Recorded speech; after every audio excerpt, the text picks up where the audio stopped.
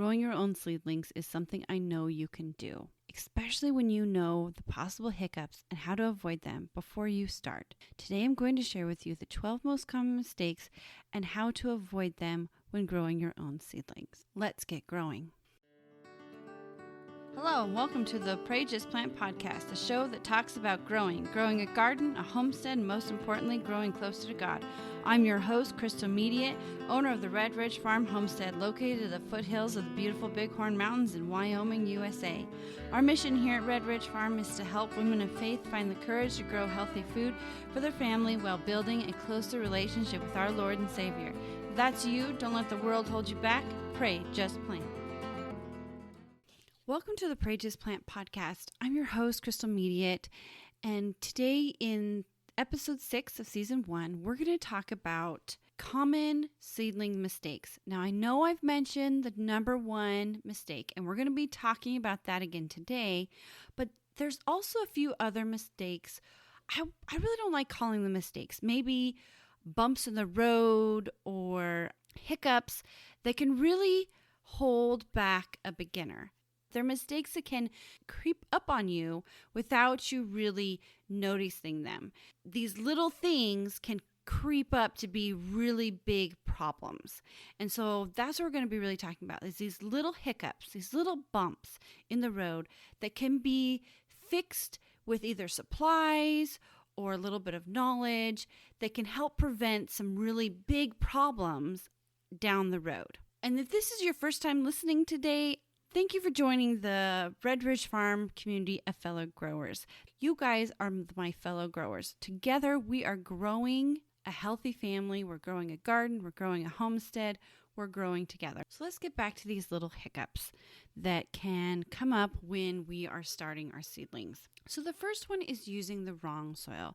Now, I've had lots of questions given to me about, do I really need to use the seedling starting mix?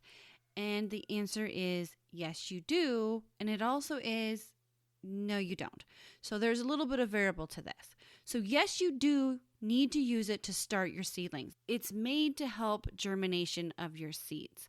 Now, when you go to potting up, we're going to be talking about that in a little bit.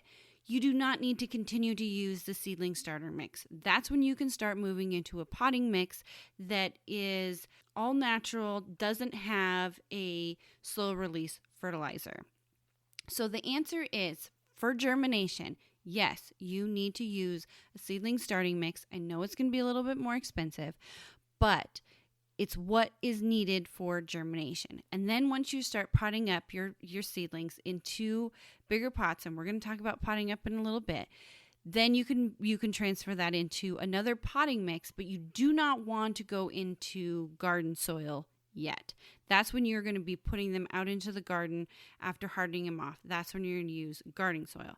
So you don't want to bring garden soil, go out and dig up a bunch of soil and bring in to start your seedlings. Next thing is warmth. Warmth is going to have to do again with germination. The biggest hiccups that most beginning seedling growers deal with is, we know how to take care of seedlings, right? Because we've been growing a garden for a while. Usually people who start seedlings have been growing a garden for a while. Then they want to take on the adventure of starting their own seedlings. So what is the difference between starting seedlings and growing a garden or purchasing seedlings? We know how to take care of the seedlings. It's the germination process that we struggle with. That's the thing that's been taken out of the equation when we go buy our own seedlings, is someone else has germinated that plant for us, someone else who's taking care of that seedling for us until we go to get it, harden it off, and put it in our soil. So we only have one step, and that's hardening off and putting it into our soil.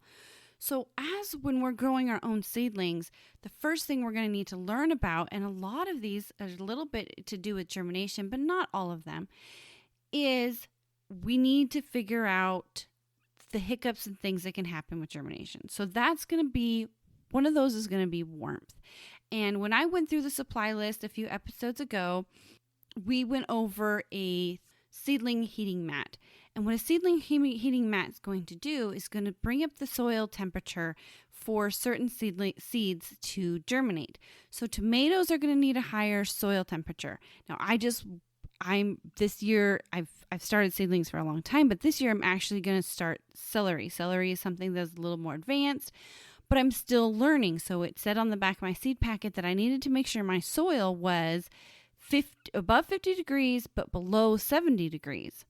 So I actually tested it, and that means I don't put it on my warming mat because that's going to be too warm. So this mistake or this bump is not knowing what temperature your seeds should germinate at per variety. And the next thing is going to be lights. Now, I've talked to you guys about this before, but you cannot start seedlings and put them in your window and have them to have enough light. You're going to need to invest in some kind of artificial light, especially if you're doing long-term seedlings like tomatoes and peppers and onions. They're not going to be getting that light in the early spring because the sun just doesn't make enough light. I mean, it makes enough light, but it's not up long enough during the day to give those seedlings the light they need. And that's why a lot of new beginners with seedlings struggle, is because they don't want to do the full investment first, because lights are an investment. They want to try it out, so they put a few seedlings in the windowsill. And that is fine if you're doing something like lettuce that's only going to be there for a week or two. But if you're going to be doing something like celery that's supposed to be 10 to 12 weeks, onions that are 10 to 12 weeks, tomatoes and peppers that are 6 to 8 weeks, that's 6 to 8 weeks. All those weeks are before you put them out in the garden. Then they're going to need some kind of artificial light to give them enough light. And why this is a bump in the road is because lack of light can lead to legginess, and then legginess can lead to problems out in the garden. So legginess is when a plant is really reaching and stretching for that light, so it actually grows more vertical than it needs to, and it also grows so quickly vertical that it kind of outruns its roots. It becomes so vertically tall that it just outruns itself. Once it gets so tall, they have struggle bringing in water. They have struggles bringing in nutrients because their root system is not big enough yet to support this really tall, big plant. So the next thing comes with water. So we were just talking about water with nutrients coming up into the plant. But water also, if you're not giving enough water, your seedlings will suffer. If you're giving too much water, that can lead to something called dampening off disease, which is actual fungus that grows on the top of your soil and will almost looks like a squirrel or a mouse comes in and chops off the top of your plants, but it's actually a fungus that just is so penetrating that it slowly just cuts off the top of your seedlings. Water is a very essential part of growing a plant. They need it for many things, like water is usually what fertilization travels with. But also, on the other side of that, your plant also needs air. Now, they don't breathe air like we do, but they do have air. They do bring it in through with their roots. So if their roots are too saturated, then they just can't bring in the air. And then also, if you're too dry, they can't bring up the nutrients that plant needs. So if you're fertilizing them, but then you're not giving them enough water, which we're going to get into fertilization in a minute, that they just can't suck that in. But first, it's time for the tips and tricks segment of this episode, where I share a few bonus tips and tricks that I use here at Red Ridge Farm. So this tip and trick is brought to you by the Seedling Supply List. And this supply list was designed to help you get all the things you need to grow your own seedlings without having to make several trips to the store. And you can get your own copy at www.redridgefarms.org/resources, or you can go to the link in the description.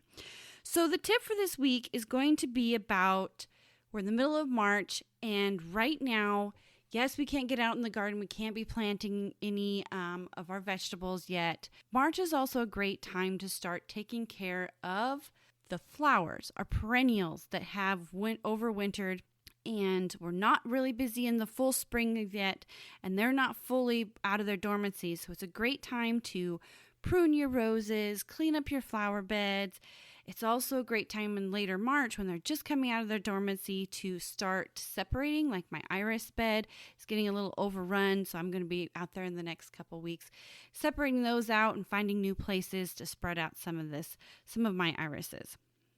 So let's get back to bumps in the road when it comes to growing your own seedlings. So before we said water, and now we're going to talk about fertilization. So water is very important because that's what moves the fertilization.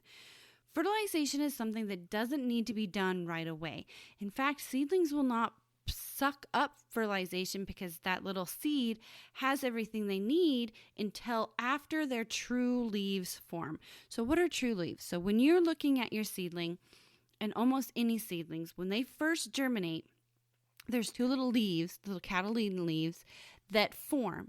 But then after that, you're going to get your first true leaves, which is the leaves that actually look like what you planted.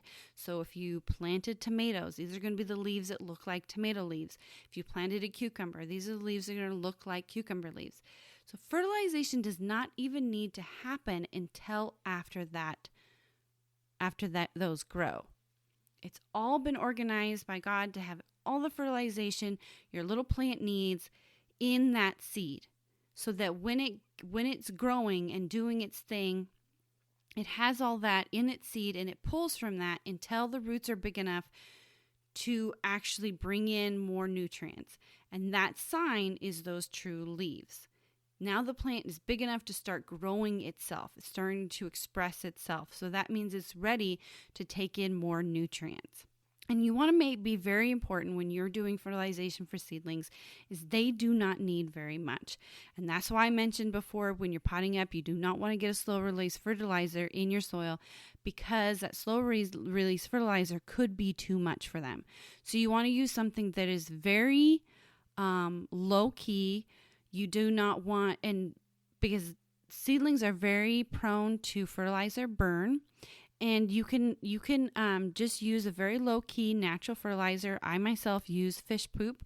One, because it's liquid, so that means the plant can absorb it up more quickly. Also, because it's liquid, what I mean by liquid is I dilute it in a bunch of water. So I can spray it on the actual leaves, and the leaves can suck it up that way, or they can bring it in through the roots through their water system. Because remember, fertilization travels through the water. So the biggest thing with fertilization is you're wanting to not stress out your plants and give them too much. So you can even tell when you're looking at your young seedlings what they're lacking with different, like how they look, if they need nitrogen, if they need phosphorus, if they need potassium. Because how they look and how they form, those three, they're the big three of fertilization because they're so vital for growth. Okay, so the next thing we're going to talk about is thinning and potting up. So I mentioned that a little bit earlier, and I told you we were going to get to it. So what is thinning? So thinning is when you go to plant your tomatoes and you want to keep your germination rate high. So you put 2 seeds per cell instead of 1. And you do that just so that you know at least 1 is going to come up, especially if you're using cheaper seed. But if you are wanting to grow that tomato to be a nice, robust, good plant, you can't have 2 of those little seedlings in that cell. They're going to compete for nutrients. They're going to compete against each other. So you're going to have to thin one. That means snip one off. And also, I know some gardeners, which I myself, if I do beets, I try to put 4 in there, and that's called multi-sowing, and that's perfectly fine because that's what I plan to put there. Is I plan to put 4. They're going to grow fine. But if I accidentally had to slip a hand and 6 of them come up or 7 of them come up, then you're going to need to be thinning those out. Now, what is potting up? Potting up is when you make mistake number 12 that we're going to get to, and your little seedling's not little anymore. And no matter how much nutrients you give it, it just doesn't seem to be growing. And that means it needs new soil. It needs a bigger spot to spread out its roots and really take hold so to support the top of the plant. A plant is not going to, unless it is manipulated in some way, outgrow itself. So we talked about the manipulation when we were talking about light and legginess, because the light was manipulating it for it to grow really tall because it needed to reach the light. It needed to get more light, but the roots weren't growing fast enough. So what will happen is if the roots don't have room to grow, they will stunt themselves out. They'll stop growing, and then they'll stop the plant from growing. So potting up means you put them in new soil. And remember, you don't have to use the seedling starting soil. You can use a potting soil that has vermiculite in it, has some more fresh compost in it, and is a little bit thicker, or not thicker, I wouldn't say, just bigger particles than the seedling soil, so that those roots really have something to grab onto. And when I was talking about seedling supplies a few episodes ago, one of the things that I do to help me with that potting up is I use soil blockers. I go from the smallest size to the next size, and as that plant grows, I just keep moving them up into the bigger soil, into where I actually, by the time I get my tomatoes out, they're in a big 4x4 square. And potting up is only going to be for things that are going to be in your growing area, in your seedling growing area for a long time. So things like onions, things like celery, things like tomatoes, peppers, anything that's going to be in there from the 8 to 12 weeks. Those are the ones that are going to need to be potted up. Or if you happen to do mistake number 12, which we're going to get to, you're going to have to pot up a lot quicker with a lot of different things. So that gets us into hiccup number 7, which this can be for even if you purchase seedlings or if you grow your own. Hardening off is how you slowly get your seedling to enjoy the environment that it is in. So when it first emerges out of the soil, it's this tiny little thing, and it slowly grows and gets used to the environment it is in your seedling growing area. And then now you're going to be moving that seedling out to the garden, which is a totally different environment. So hardening off is allowing your plant to have a few days, have a few weeks in the way that I do it, to get used to that new environment, slowly and gradually, so that when it's ready to go out into the garden, it doesn't experience seedling shock. And the next is giving up. So when you are first starting out with seedlings, like I said before, the biggest trouble that we are dealing with is germination. This is a step we just haven't dealt with before. When we do have germination when we plant things out in the garden and we direct sow it, but we're not constantly watching it. It's kind of like we plant it, we water it, we let it do its thing. But when we have those seedlings in our view, it's kind of like how a watch clock never seems to, when time just slows down when you're watching the clock. The same thing can happen with our seedlings. We are so busy trying to make sure these seeds are taken care of. We want to make sure they get enough water. We want to make sure that they're coming up. And they're in a place that goes into our next thing. They're in a noticeable place. That's mistake number 9, is that we don't put our seedlings in a noticeable place, so sometimes we forget about them, especially when we first started. But when they're in that noticeable place, we're always looking at them. It seems like they're never going to come up. They're never going to come up. They're never going to come up. But guess what? Everything has its own time. Every single vegetable variety, every single flower variety, if you look at the back of your seedling packet, it talks about when you are going to be seeing germination. And then you need to judge from there. But a lot of new beginners worried that they've passed that germination stage, and that comes to a few more mistakes that we're going to talk about in a moment. But now it is time for the Growing with God section of our episode. This is a place where in each episode we spend a little time growing with God. And this segment is brought to you by the Seed Variety Tracker. Like I said before, you can get your Seed Variety Tracker, your own very own copy, that was designed to help you organize your seeds so that garden planting is a breeze. I know that kind of rhymes. You can get that at www.redridgefarm.org/resources, or you can get it in the description box. So today, for the growing a relationship with God, we're going to be talking about Galatians 6:9. Let us not become weary in doing good, for at the proper time we will reap a harvest if we do not give up. So in our growing journey, it is very easy, especially when we are doing good, when we're doing the good things, when we're feeding our family healthy food, when we're trying to get our family outside to exercise, when we are trying to grow our own food, when we're trying to start a homestead. It's easy to become weary. It is easy to not necessarily want to give up, but it's hard to see the harvest sometimes. Sometimes when we're deep down in all of that hard work of getting our seedlings started. Right now, we purchased our meat chickens for the year, and right now it's like, oh my gosh, that season is coming up. We're going to be moving them every day. It's easy to become weary in that when we forget about the harvest. It says that for at the proper time, we will reap a harvest. Everything we do to grow food for ourselves, to grow a homestead, to grow a healthy family, it's not going to be instant results. And God is giving us that courage, that understanding that He is there to help us along the way. He knows that doing the good things can become weary. He knows that the proper time is going to reap a harvest. And we just need to, when we're feeling that worry, we need to lean on Him. We need to take His understanding and understand that the harvest is coming.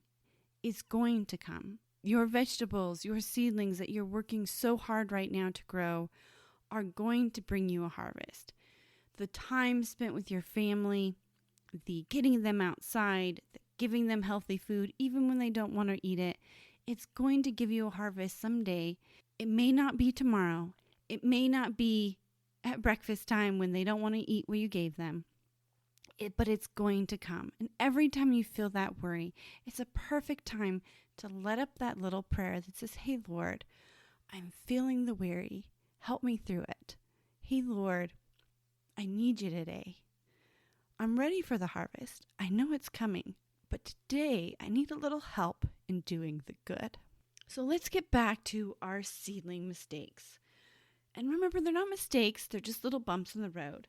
I talked about putting them in a noticeable spot. I hit on it a little bit before, but it's very important.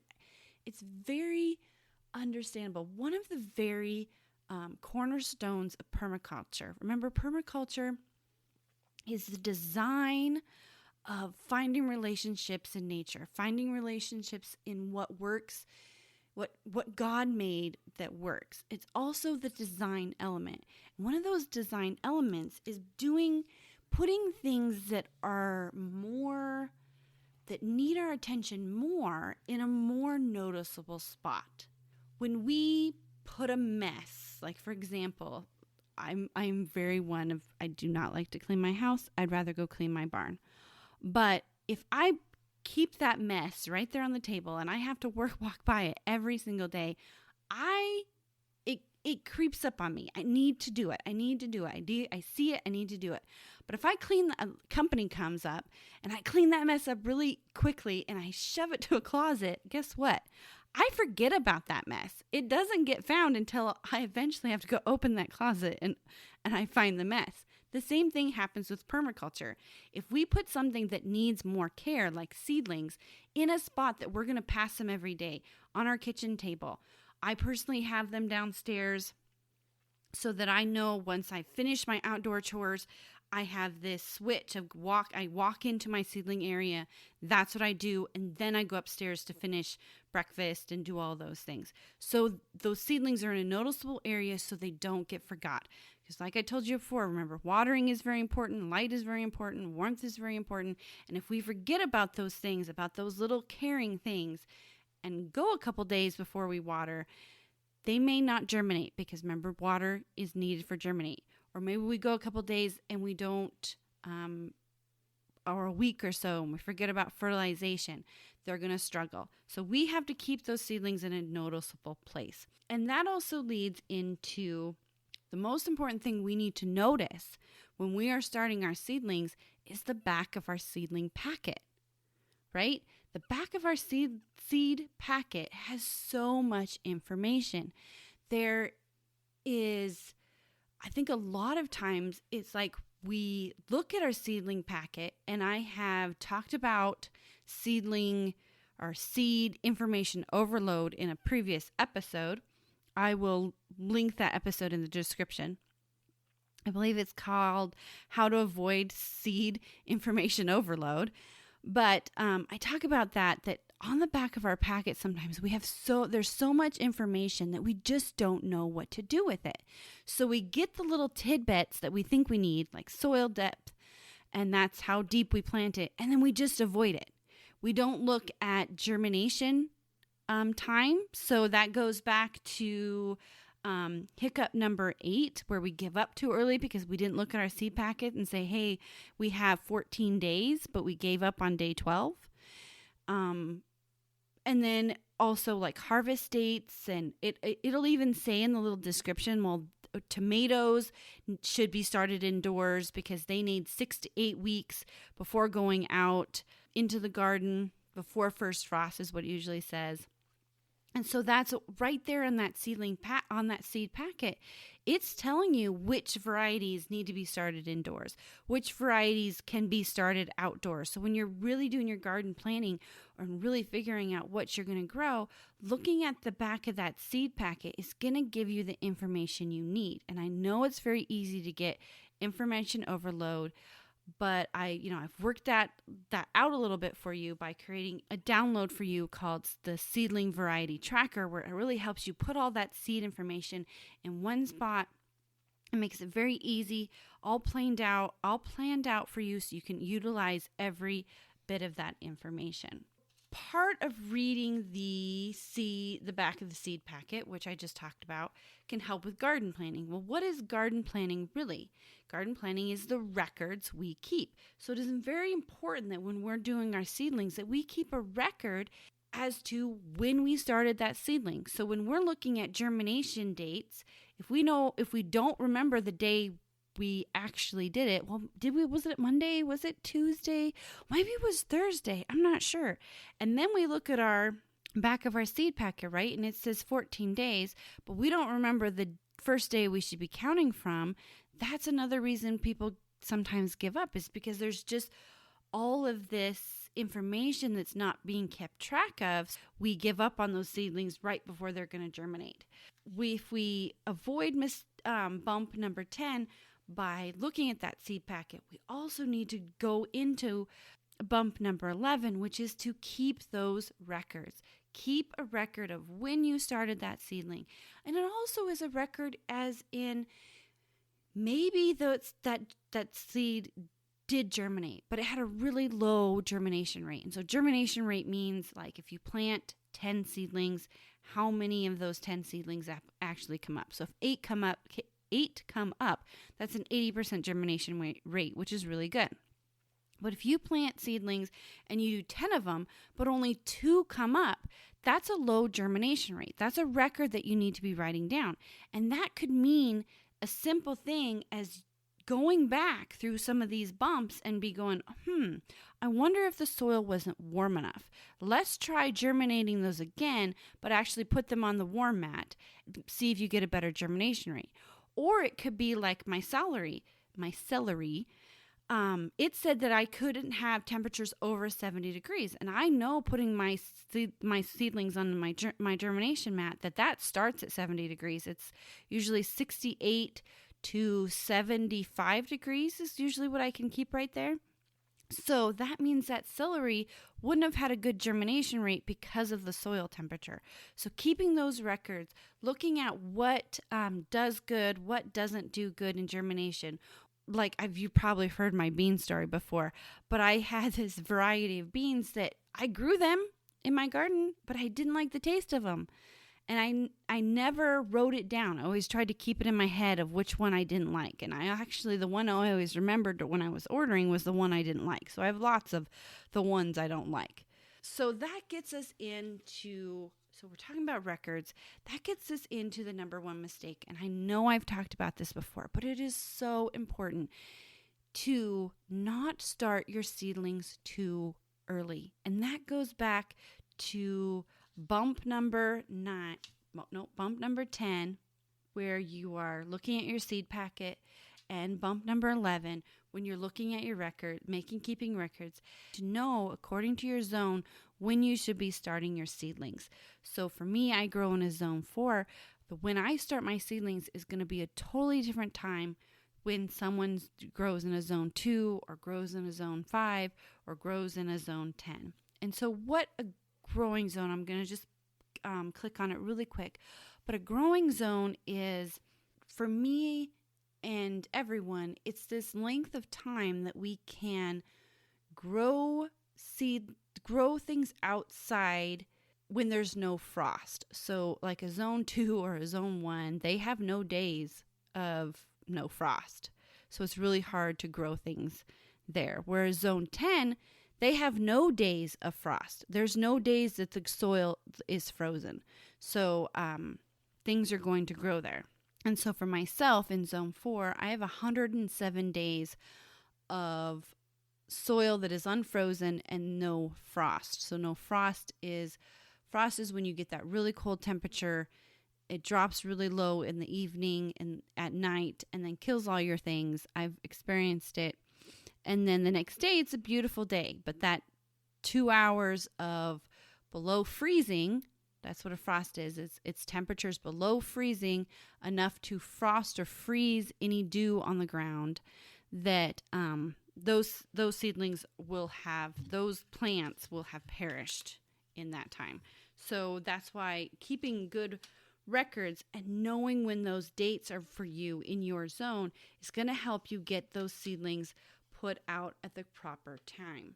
And I have a great story, that I've shared where I actually myself started my seedlings at the wrong time, and how I spent a lot of extra money, a lot of extra time potting up a lot of tomatoes, because I grow 50 to 55 tomatoes every year, a lot of tomatoes, and spending a lot of time on soil and carrying very big pots out to be hardened off. And all of those little problems can increase. And that's why we're really talking about these little bumps in the road that can lead to big problems. So just by missing that date, that certain date of when you need to be planting them, too early is more detrimental than too late. Too late just means you're going to have smaller plants, getting them out into the garden. So being too late is actually not too bad of thing. It's when we're too early that things really start falling apart. Remember that I will be including all of these tips and tricks, all of these extra resources in the description box. So don't forget to check out the description box. And let's just do a real quick recap. So number 1 is wrong soil. Number 2 is warmth. Make sure those seeds are at the right warmth for germination. Number 3 is light. We do not want legginess. You need to provide enough light. A windowsill is just not going to be enough. The next is water. We want to make sure they get enough water, but not too much and not too little. Fertilization, we want to make sure that happens at the right time. Thinning and potting up, that's going to help us make sure those plants are really taken care of. Make sure they have the soil that they need. Make sure they're not competing with another seedling in their own little cell, own little soil block. And then hardening off. Help those seedlings have a little chance to get used to being outside, and don't give up. I know a lot of this stuff might be a little bumpy, seem like a lot of bumps in the roads, but the biggest thing is you don't give up and you keep on growing. And reach out to someone. If you're struggling about things, I know this is a little bit off subject, but if you feel like you're struggling a little bit with your seedlings, before you give up, go talk to your person at your garden growing center. I know I do. I ask my growing center a lot of questions. And also find someone like myself or someone else and in fact, if you want to reach me, I will put You can go to my website, www.redridgefarm.org. I have a contact form that you can really contact me or on my Facebook groups or on my Facebook page. And you can really get in contact with me and just ask me a simple question. And I'm more than willing to help you out. And so ask questions before you give up. And then number 9 is put everything in a noticeable place. We are creatures of habit. So if we put things where we're going to notice them, especially those first couple of weeks when you're first starting your seedlings, they're going to get taken care of. Next, number 10 is look at the back of your seed packets. There's so much information there. They're definitely worth looking at. And use those seed packet information to keep records. Write down how well it germinated. Write down if it was more leggy than another plant. Write down if it got more blossom and rot than another tomato. Write down if it tastes good or not. Also, make sure you're planting your seedlings at the right time, and it's very easy to do. You just need to have a seedling calculator. I personally have a seedling masterclass that I teach where I show you guys all about how to find your growing zone, find the exact dates you should be planting, and I go through all these little problems right here. I go through all of them, show you exactly how to use the equipment, and so much more. So I want to thank you guys for joining us today. And don't forget to grab a resource. Remember, I got a couple for you in the description box. So just my go-to right now is just say, hey, go check out this description box and see what more you could learn about growing your own seedlings. So thank you for joining me today. Thank you for joining the journey, and pray just plant.